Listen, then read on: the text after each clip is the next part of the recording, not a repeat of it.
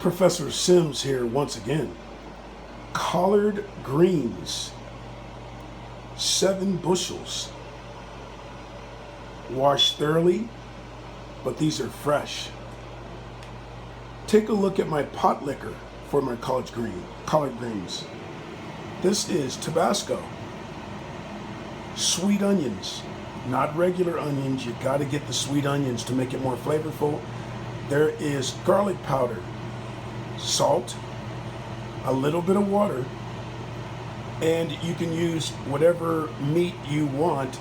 Usually you don't have to use meat, but some of the porks kind of give it a flavor. I don't eat the pork, but just for the flavor. So in this case, I try to limit the pork to something that is kind of everyday, and in this case there's bacon in there.